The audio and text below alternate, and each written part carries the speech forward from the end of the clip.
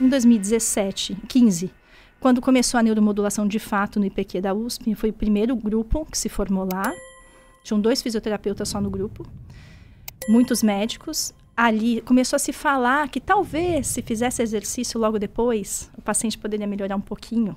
Mas assim... Já não era ao mesmo tempo, né? Não, que hoje é simultâneo. Exatamente. Mas imagina, 2015 é ontem, né? No momento histórico é ontem. É muito recente. Nem quando eu comecei a fazer a estimulação, eu descobri que se fizesse com um psicólogo fazendo a terapia, foguete. PCC, foguete. Um foguete. Para você ter ideia, lá, quando a gente via pacientes com Parkinson, eu via aquele paciente num freezing total, né? Para quem não conhece, existem Parkinsons que evoluem com imobilismo total. Uma coisa, assim, muito grave. E aí eu olhava aquilo, assim, um ambiente acadêmico, nem sempre ele é amigável, né? Principalmente de pesquisa. Não é. E eu gosto da pessoa, sabe? Então eu via aquele senhorzinho totalmente rígido e aquele médico, ou enfim, aquele profissional da saúde fazendo a estimulação transcraniana e olhando para o outro lado. Sem e eu ficava olhando... Da conexão do afeto, Ai, né? Bia, eu olhava aquilo e falava, nossa, ele perdeu 3 horas num ônibus horroroso, nessa situação, nesse calor. Pra ficar meia hora aqui. Pra ficar meia hora aqui, e aí o sujeito simplesmente vai desligar o aparelho, não vai perguntar como ele se sente, nada. Aquilo ali é a facada no meu coração, sabe assim? E que desconecta o afeto, que é matéria-prima para fazer qualquer tecnologia virar. Exato. Dobrar a potência. Exato. E aí eu pegava aqueles velhinhos e eu levava todos pro banheiro do IPQ e ia fazer fisioterapia no banheiro, porque era o lugar mais quieto e também maior para a gente conseguir fazer a parte motora. Eu fiquei super conhecida por todas as serventes do HC, porque eu era aquela insana que ia para dentro do banheiro fazer as mobilizações com esses velhinhos. E aí aquilo me encantou. Eu falei, pronto, agora eu achei um método. Porque antes da estimulação transcraniana, você não conseguia fazer um método. Não. Aquilo estava baseado em mim, sabe? Ah, a Tati tem essa habilidade. Aquilo ali não era replicável. Mas no momento em que você consegue mudar o status do cérebro e você consegue melhorar alguma coisa do tecido periférico e fazer um exercício, você montou um método. E aquele método, ele tem 1 hora de duração. E aquilo pode ser ensinado, aquilo ali é replicável. E aí apareceu o INTEF, falar, agora sim, agora eu posso pegar essas pessoas. Até então, o INTEF ele fazia fisioterapia 2 vezes por semana, 3 vezes por semana, como qualquer outra fisioterapia. Até que chegou o Covid. Todo mundo fechou. Eu me lembro que eu liguei para médicos muito fortes, assim, presidente do INCOR. Falei assim, mas tá todo mundo fechando, a gente não pode fechar. A gente vai treinado para ajudar. Como assim? E o paciente crônico, né? Ele ia perder né? O tempo.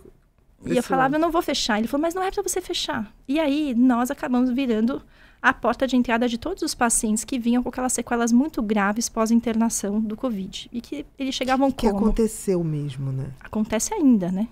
Porque, assim, essa coisa tem gente... Por exemplo, eu tenho o pai de uma amiga que ele, depois da Covid, ele, de fato, iniciou um quadro de desautonomia. Mas muito, muito gritante. Exatamente. Né? Então, a gente...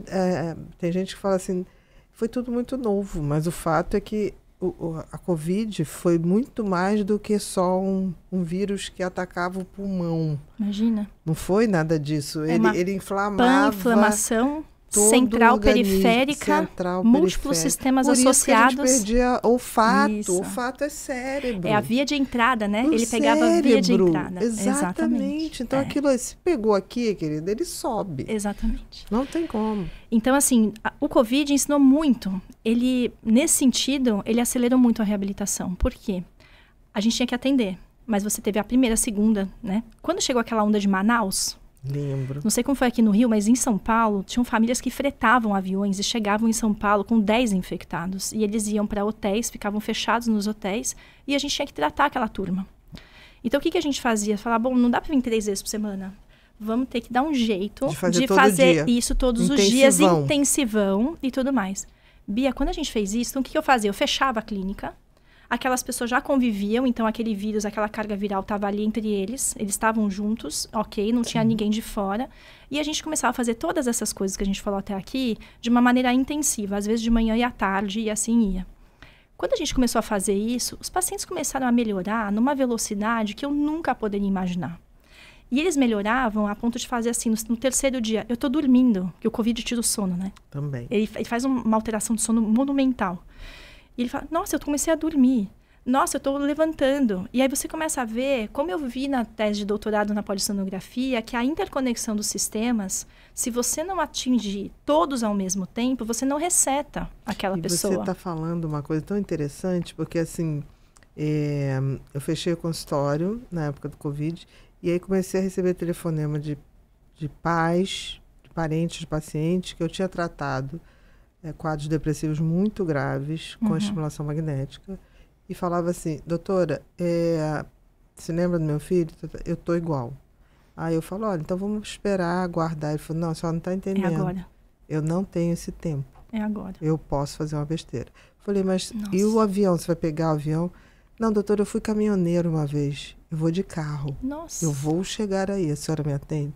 Eu ia dizer o quê? É emocionante, não é? Eu ia dizer o seguinte, não, é. você não vem, vamos esperar. Não tinha como. Nossa. E aí o serviço de saúde depois se organizar. Não, saúde pode.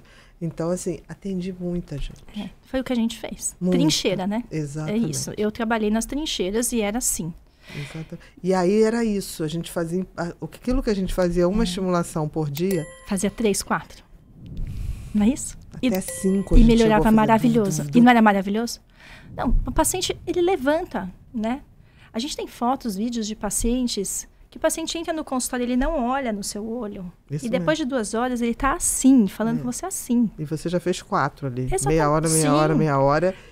Sim. Exatamente. Qual a grande vantagem de a gente estar fazendo reabilitação? No intervalo da estimulação cerebral, você está fazendo o estímulo bottom-up, de baixo para cima. Exatamente. Né? Você está pegando digamos assim, a musculatura e ativando. Quando você está com a estimulação, você está pegando a via do cérebro descendo. Isso. Então, você faz todos os circuitos. Para as pessoas entenderem o que a gente fala lá, né? Assim, nós temos neuroeixos. Hoje, a gente não fala mais lesão segmentar, né? Ah, tal área do cérebro, ou intestino, ou músculo, ou ombro. Não existe mais isso. Hoje, são neuroeixos. Então, é eixo cérebro-coração, cérebro-intestino, cérebro-músculo, e assim vai. Eixos, né? Esses neuroeixos, eles podem estar inibidos ou estimulados. Essa comunicação entre Exatamente. cérebro-corpo, É uma corpo via, e cérebro é uma via dupla.